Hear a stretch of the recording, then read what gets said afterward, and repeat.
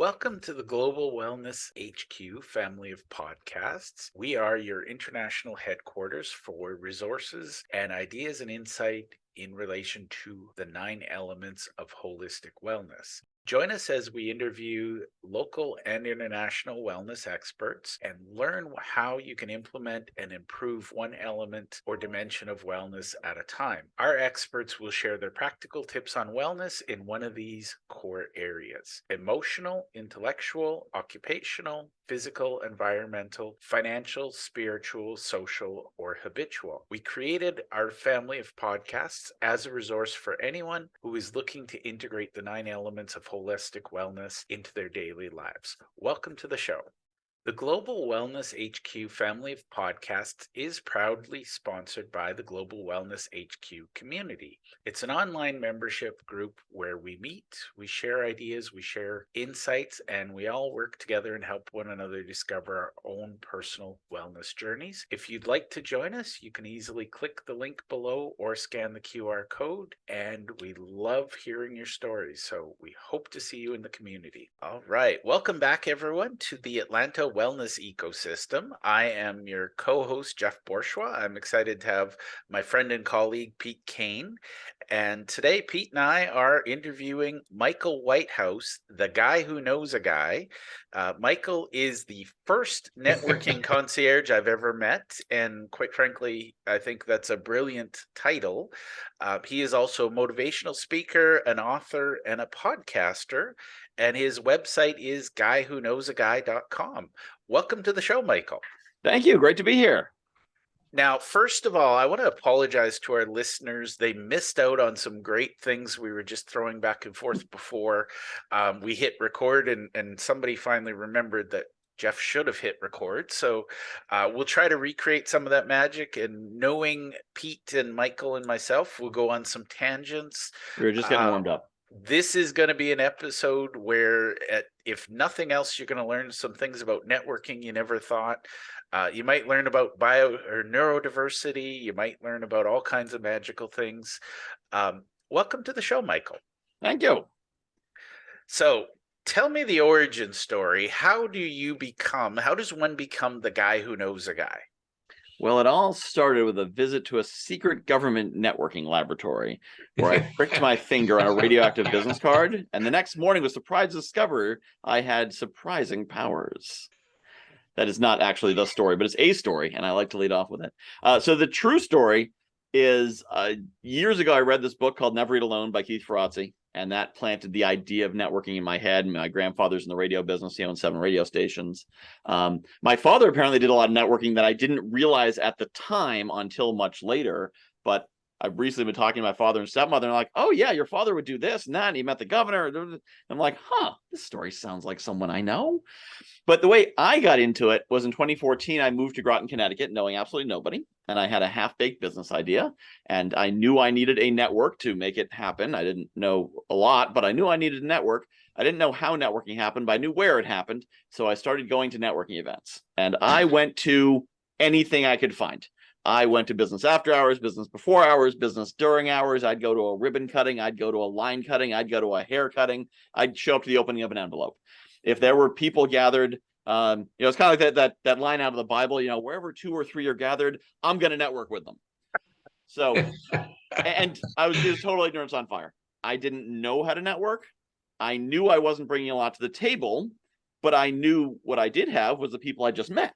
I just went to a couple events. Well, hey, Jeff, have you met Pete? No, I haven't met Pete. Okay, well, I'm gonna bring you over to meet him. And it was almost, in retrospect, like from a place of insecurity, from a place of imposter syndrome, except it's not imposter syndrome if you don't bring anything to the table. So to make it worth people's time to meet with me, I would make introductions for them.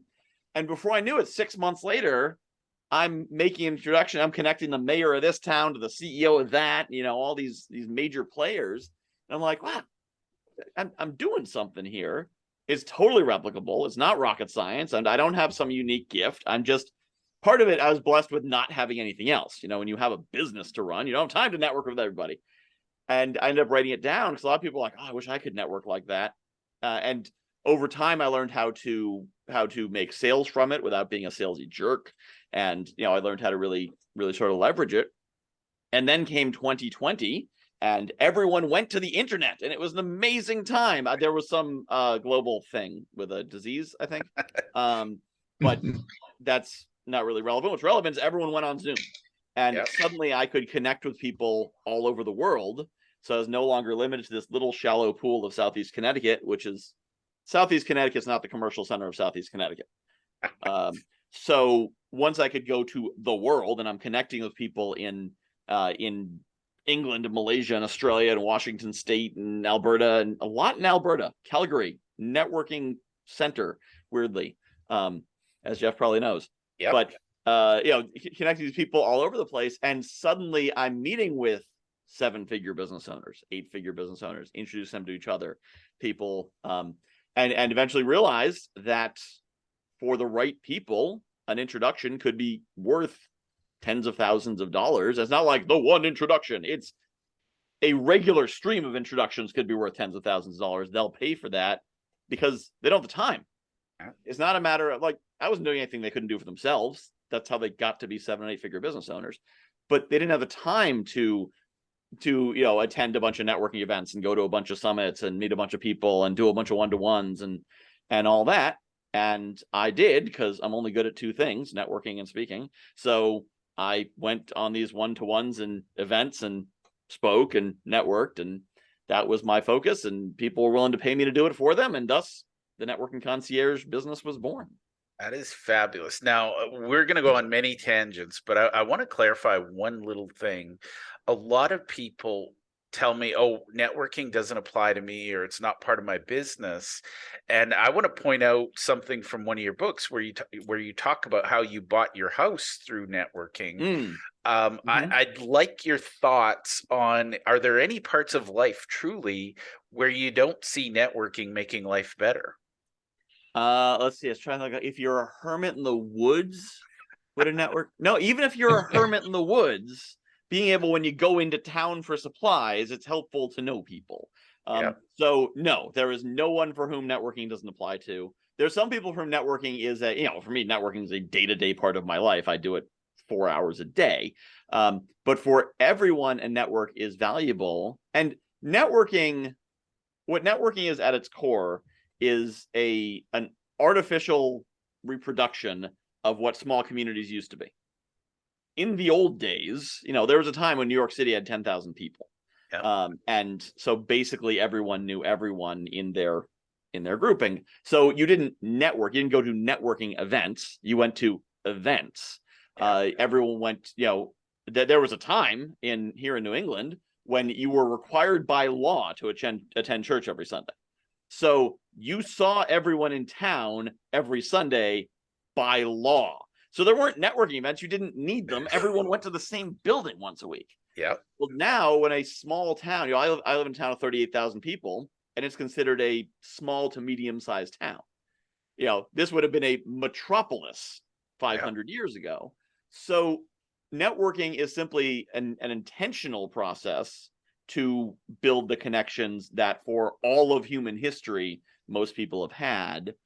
And the other thing that replaces it, if you're not using networking to do that, is commercial products.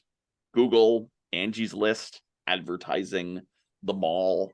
Those are the other instruments that have replaced connecting us to the things we need if you don't have a network like that. So, a network really is for everyone.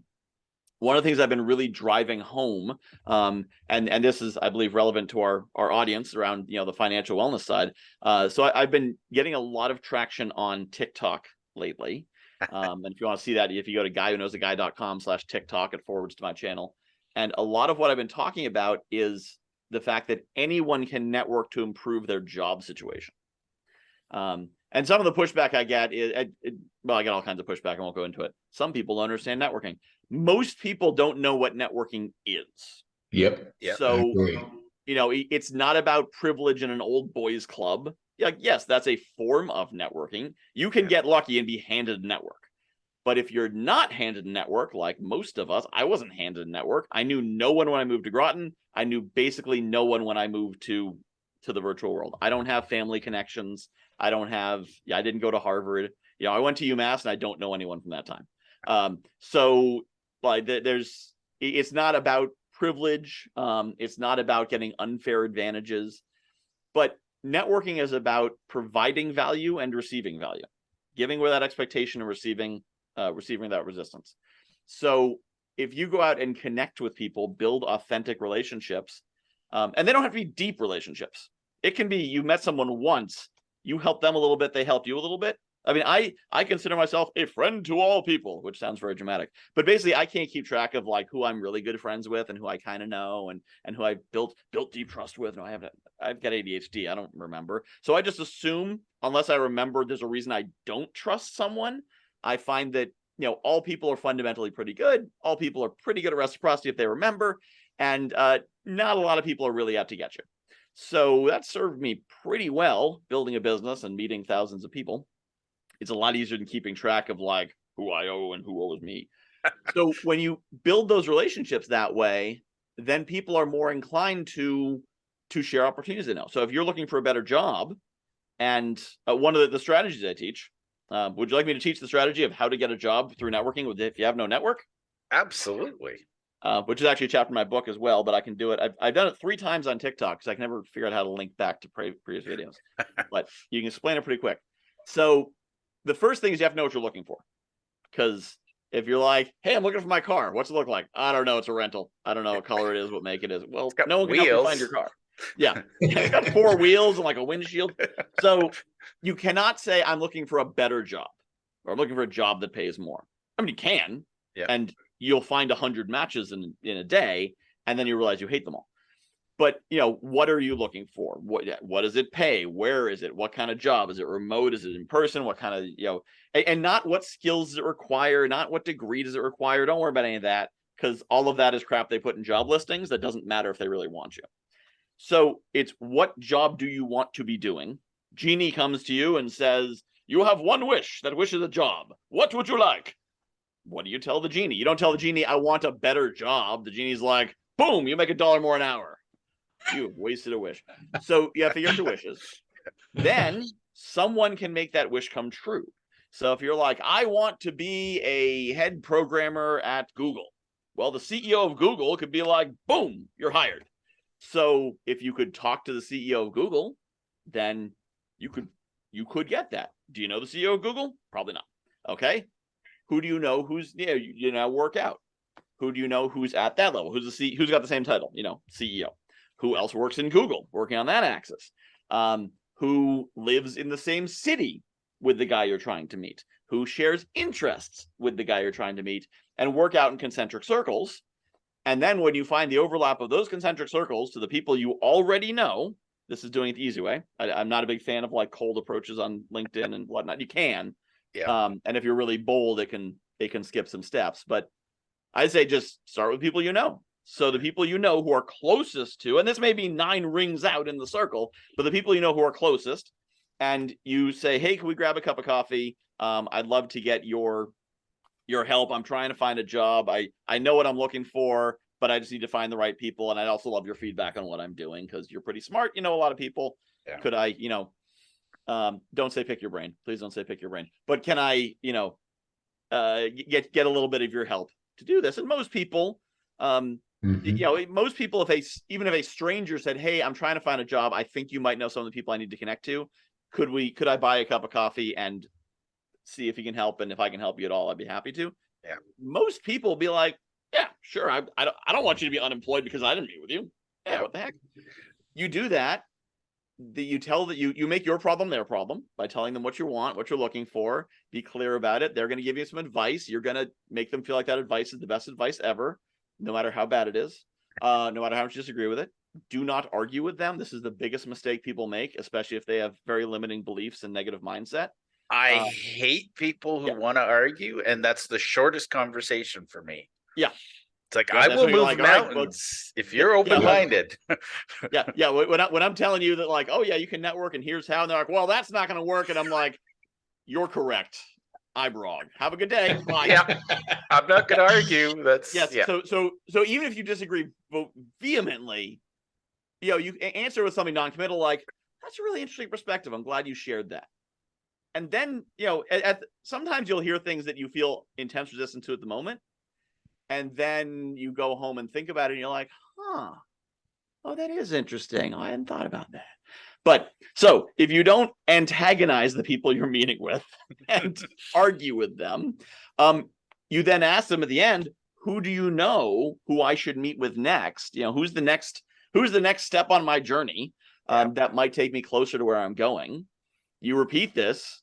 And if you're unemployed, if you're actually unemployed, a lot of people have a bad job and that takes a lot of time. But if you're actually like legit unemployed on unemployment, you got 40 hours a week you're not spending. Yep. You can meet with 25 people a week. And here's the thing that's going to happen. At some point, you're going to meet with someone who's got a title like CEO, COO, owner, founder. And they're going to ask you a question like, so this meeting thing, how many people have you met with? And they're expecting a number like 5. Yeah. And you're going to tell them a number like 70. And they're going to say, you've met with 70 people in how long? I've been doing that 3.5 weeks. You met with 70 people in 3.5 weeks? Well, yeah. You work harder than anyone on my team. Yep. How much you looking to make? And you just give them a number and they'd be like, yeah, that'll work. When do you want to start? Because if you're a founder and you discover someone has been working 40 hours a week networking to find a job, you work like an entrepreneur. Holy crap. And at worst, they have you on the team for a couple months, discover you're not a fit, and introduce you off to someone else. Yep. But a true entrepreneur is going to hear that and be like, get on my team. We'll find a place for you. But that is literally, if you are in a bad job situation, I don't care. There's some limitations. If you don't speak well, like you got a serious speech impediment, you're deaf, it would probably be an issue. So there's certain physical disabilities that would make this not work. Absolutely. But aside from very specific limitations, it doesn't matter what race you are, how old you are, what your education level is. If you have access to the internet and can get on Zoom, which I believe requires like 1 meg download. It's pretty low. Yeah. I think DSL can get you on Zoom. So if you can get onto the internet, you can do this. There's no excuses. I don't care if you grew up under a rock, on a boat, in a box. If you can competently speak the language in the country you're trying to work in, you can do this if you decide you can do it. Now, I love what you're saying, and I'm going to throw something at you because I know for a fact, I've talked to people and I've said, oh, you can network and here's how you do it. The number one thing people tell me is I don't have the time to do that. And my thoughts are, if you don't have the time to do it, you're never going to reach that dream. What does that cost you in terms of time? If you're going to do the old school approach, hire a recruiter, send out 10,000 resumes, you're going to waste that much time doing things that don't work. Why wouldn't you invest some time in something that works? Yeah. And so are we talking about people like who have a job and they're trying to get a better job? Is that probably be, well, honestly, I've heard people who are unemployed and they say, I don't have the time. And it's like, maybe find that remote and turn your TV off. You don't need to binge watch Oprah.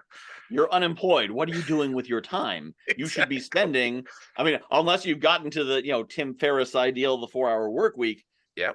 Unless you have passive income, then you really should be working 40, at least 30 hours a week. Yep. Now, unemployed means different things. If unemployed means like stay-at-home mom or stay-at-home dad, and you actually have a job, it's just not a job that gives you a paid job. That's different. That's not unemployed. That is employed in a different way. Yep. But yeah, if you're looking for, whenever I meet someone's like, I've been looking for a job for 2 years. I'm like, no, you haven't. Because there's no way that you haven't found a job in 2 years. If you just hit apply, the apply button, you put one of those drinking birds on the apply button on Indeed, something's going to hire you if you send out, you click the apply button 10 times a day. Yeah. It's not going to be good. It's not going to be a great job, but someone's going to hire you if you're making a modicum of effort.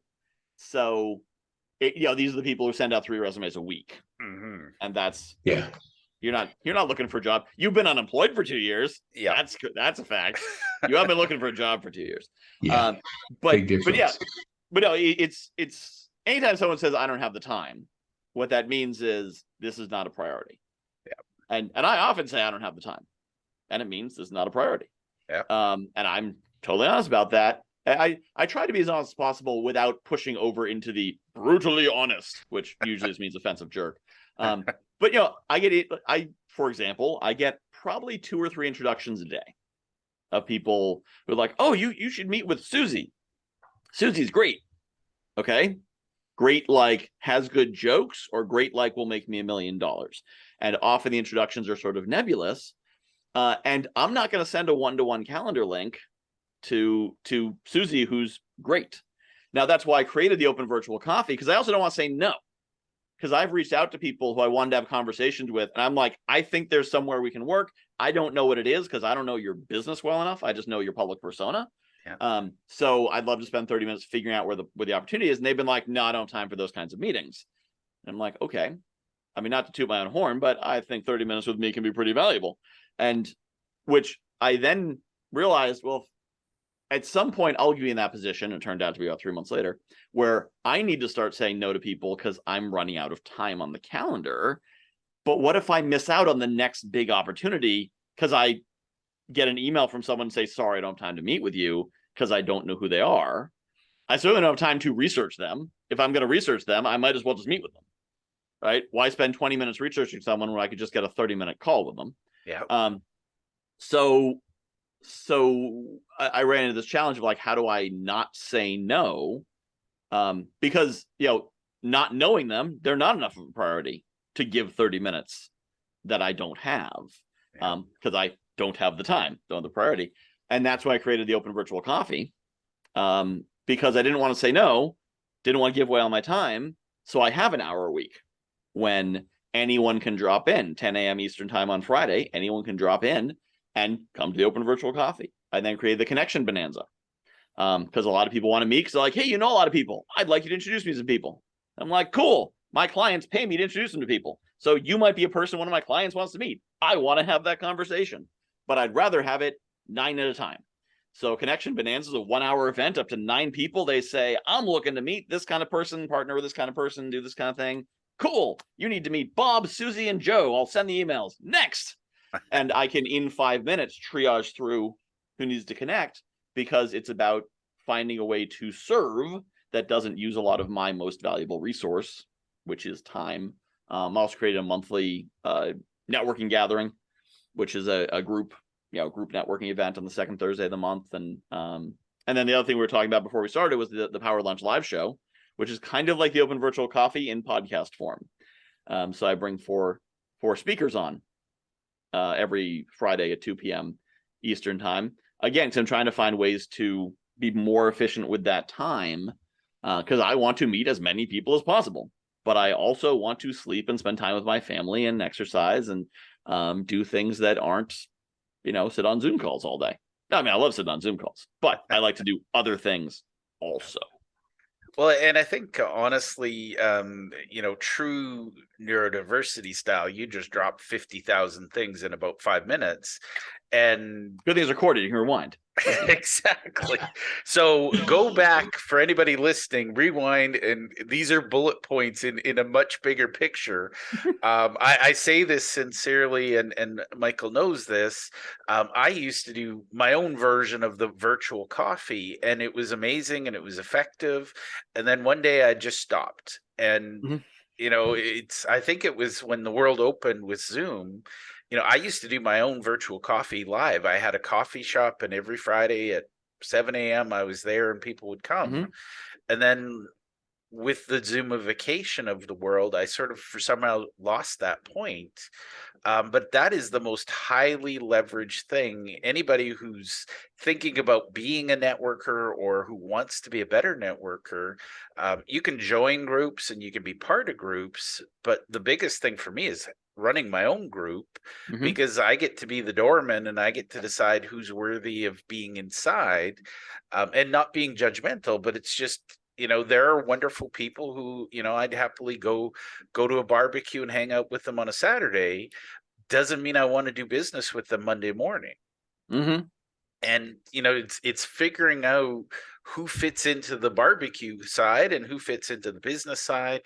But what I love about the virtual coffee, and I think this is a nuance most amateur networkers don't get, is it's a place where I can serve and I'm receiving. And I think, the kind of person who says I don't have time for that, they haven't made networking a priority.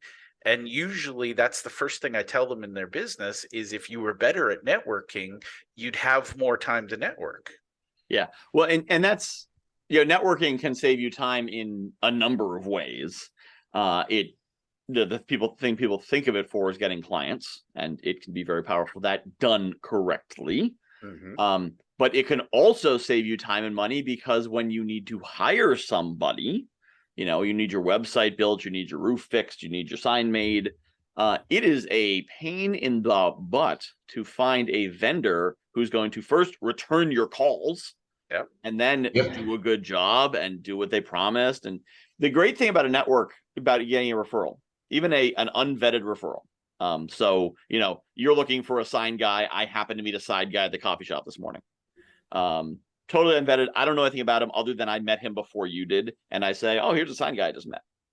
It still has the credibility of, if there's an issue, you can come back to me and say, hey, that sign guy is not doing his thing. I can call him and I can say, listen, bub, I introduced you to Jeff, and you better make this right, because my reputation's on the line. You've got that third party in there. Even if it is basically an introduction to a stranger, there's still that accountability, because I think a lot of business owners are like, well, stupid customer, what's he going to do? Give me a bad Yelp review, whatever. In the network, you screw a customer, it's not just that one customer. You're burning. And in fact, so one thing I do in my business, take this on a little bit of a tangent, is I have something called a connector nexus, because I'm starting to run into more and more commission opportunities. If you can find me this thing, I will pay you a commission for finding it. This is everything from investment opportunities, real estate opportunities, overstock items. We got a warehouse full of this stuff. If you can find someone who will buy it, we'll give you a percentage. So someone recently asked me about finding discontinued components, manufacturing components. Just, so many things that you spread a network out, you find it, and they say, we'll give you this sort of thing. Now, some people say, well, you got to have contracts in place because you got to make sure you get paid. If I have a contract with you and you say you're going to pay me for doing a thing, and I do the thing and you don't pay me, with introductions, I'm not talking about like we build a building together, I front $1 million and you don't pay me. That's a whole different thing. I'm out the money. Now we need to, that needs to get made right. But if I make an introduction to you, you get the thing, the transaction happens, and you're like, I don't see any contract, I'm not paying you. If we had a clear understanding, if we emailed back and forth, I emailed to you, okay, so you'll give me $100,000 if I find this for you, and you're like, yep, that's a deal, $100,000. Then if we had a contract, then what am I going to do? I'm going to file it in court. I'm going to, file some kind of lawsuit. I got to hire a lawyer, write up a thing, find all my documentation, do this whole thing. And most people I work with are in different states. Many are in different countries. So I'm going to sue someone in Canada or Mexico or England or Australia. It's going to take, even if they're around the corner, it's going to take 6 to 18 months, 20 months. And, it's a whole thing. I'm carrying this energy with me, this negativity, this conflict for months to hopefully get some money. I would rather move on and say, now, this does not mean there's no recourse, because I know some people. So if Bob screws me on a deal, first off, my network, no network for Bob. Second, anytime that guy's name comes up, they're like, oh, do you know Bob Boberson? Yeah, sure. We'll say. Try to think of a name that's not a real person's name. Like Bob Smith, like, no, great. I have 3 Bob Smiths. I don't want to use that as name. Do you know Bob Boberson? I'm like, oh, Bob Boberson. Let me tell you a story about Bob Boberson. When you screw over a connector, it is way more expensive than paying the damn commission. Now, that said, if I had a deal with Bob and he's like, I'm going to pay you this commission, and then we do the thing, and And he comes back to like, listen, I know I said I was going to pay you this much, but then this happened, and I actually had to split it with someone. There's a transport cost, and there was a whatever. Could I pay you a third? Now, I'd say, well, you do owe me the whole amount. Yeah. But you're honest with me. You told me what's going on. Now, I'm not going to go out of my way for the guy who dialed down the commission. But, if someone's honest with me, that's one thing. A lot of people, sometimes people will like clam up because they're like, oh boy, I can't pay him everything I need to fight. Yeah. So that's not going to go well. But I tend to believe in the honor system. I tend to believe in people are good until they prove to me they're not. But that's where the power of reputation applies. Yep. And that's the power of a network, is you don't get screwed as much when you're in a network, because people, even if you don't like go around to 3 or 4 friends and say, hey, do you know this person? What do you know about them? Just the existence of the network lets people know there's consequences, and the consequences aren't some arbitrary thing like, a lawsuit that might happen if somebody due process and blah, blah, blah. Somebody wants to spend $10,000 to hire lawyers. I got pretty rapid recourse if I've got a problem with someone, and I haven't had a problem. I mean, I've been in business, been doing this for basically 2 years. I've had one person who I've had to share some stories about, and that's because it turns out that he's not a good actor, shall we say, because some people I know ended up in his program and found out it was not a good place. But even that person didn't actually really screw me. It just turned out to not be a great guy. And part of it's also just working in good communities. Yeah. In the networking community, you find better people. You don't find those sharks because the sharks don't get to stay. Nobody's going to introduce you, be like, hey, meet Bob. He's an ass. He bit my hand off last week, but I'm sure he's full and he won't take yours off this week. Yeah. Yeah. You have to find better people. And honestly, Michael, I think that's huge, because most transactional people think, oh, I can screw Michael over and what's the big deal? Well, the fact that Michael then talks to Jeff, who then talks to Pete, the ripples are far reaching. And again, not to be a jerk, because I think most really good networkers believe in abundance and they share that abundance. But we're very protective of our network, because if we're making bad introductions, guess what? That reflects on us. So. Yeah. Well, and that's great. If I could just jump in just for a second, because Jeff said, hey, I met this guy, Michael, and the name just flew by. And then all of a sudden I saw your LinkedIn post about you having 3 guests. And I said, well, if Jeff said the guy's good, let me check him out. And so I go on there and I see the tremendous value that came in that. And I didn't even know it was I kind of knew it was a podcast, but I'm listening to on video. Now, I prefer audio for obvious reasons. Now that I know you have all the library of episodes, I'll be like listening, because I'm a podcast fiend. I love to listen. Video's a little harder because, you turn your phone off. You can't do video when you want to, use your phone. Yeah. So, I was like loving everyone. Those guys and the girl they were always just playing off you, and you were just kind of direct, like an orchestra, directing the conversations to flow, and then the value was coming through. So now I heard the name. Now I know the value you bring to the table, which kind of closed the loop for me, at least. Yeah. Thank you. Yeah. Yeah, and to Jeff's point about protecting our networks, I was thinking back to that one person I dealt with who was, and I remember him because he stands out as being like one of the few people I've met who I said, I wish I hadn't met that person. But if someone breaks deal with me, or I don't like them, or we don't get along, okay, whatever. I kind of don't like you, but if they cheat me out of a very large sum of money, I might remember them. If they're just kind of a jerk, or they do something that offends me, whatever, I don't work with you again, we're gonna get no big deal. Yeah. You screw someone in my network, you mess with one of my friends, or next level, you mess with someone I introduced to you, I will burn the earth.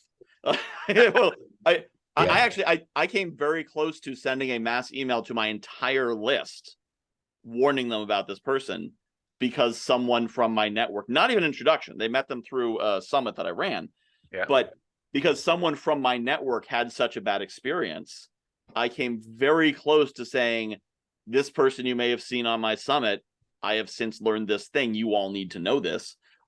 If they'd done something to me, it would all say, because, you don't want to be that guy who's like putting people on blast. But, you did something to me. Okay. In private conversation, I'll mention it to it. But yeah, you mess with someone who I've referred to you or someone in my community. And I don't mean like a simple misunderstanding. I mean, like, you screw them over and you really screwed them. Then yeah, I'm okay with looking like the bad guy to make sure that I take care of my people, and my people is my community. My people isn't just my close friends and family. My people is anyone who I've made introductions for, because I feel that responsibility. If I make an introduction, and yeah, no, I don't feel the responsibility that I need to vet every single introduction I make. If I make an introduction for you, vet it yourself. I'm not buyer guaranteeing beware. We're all this is a grown good person, but retroactively, and part of it's also a deterrence factor. If you know that I am protective of the people I make introductions to, maybe you are the kind of business person who occasionally screws people. Just make sure they're not my people. Yeah. Be selective. Now, I'm going to stop you, Michael, because I know I could talk to you all day, and I'm sure Pete could, but I want to be mindful of your time, and I know you have something coming. How can people get in touch with you and learn more about the guy who knows a guy? Because I strongly encourage everybody listening to figure out how you fit into Michael's world, because I think he's got a lot of things going on, and there's a lot of amazing insights. So where can people follow you? So they can find everything at guywhoknowsaguy.com. If they go there, they'll find the link to, there's a place they can put their email address in and get my book, a PDF version of the book. They can also get an MP3 of the book I've read by the author. Never got around to figure out how to get it on Audible, so I just give it away. So go to guywhoknowsaguy.com, and that will get you the book. On the side, there's something to attend the open virtual coffee. This week, I'm not sure when this episode's coming out, but October 22nd, there won't be open virtual coffee because I'm going to be in California, but almost every Friday we do that. And all my social medias are linked at guywhoknowsaguy.com / the name of the social media. So / Facebook, / LinkedIn, / TikTok, / YouTube. You can find all those through those short links, but guywhoknowsaguy.com. And it's not, the website is just Guy Who Knows a Guy. There's no A or the at the beginning of it. Even though I am the guy who knows a guy, someone else stole my URL, so I just have to be not Guy Who Knows a Guy. I love it. Well, Michael, I want to thank you for being on the show, and Pete, as always, it's a pleasure. So thank you both. All right, thank you for having me, Michael. Good to meet you in person, and instead of watching you through a virtual platform. Welcome to getting on the call. Yeah. Oh, yeah. It was fun. Yes. All right. Thank you. It was fun for me too. Thank you for taking the time to listen to our show. We hope that you enjoyed this episode, and we invite you to either click the link below or scan the QR code to register and listen to other episodes of our podcast. Or if you think your business or you would be a great guest to be on our show, we're always looking for experts in one of the 9 elements of holistic wellness. We'd love to have you. You can either click the link below or you can scan the QR code and complete our speaker intake form. Thank you, and to your wellness.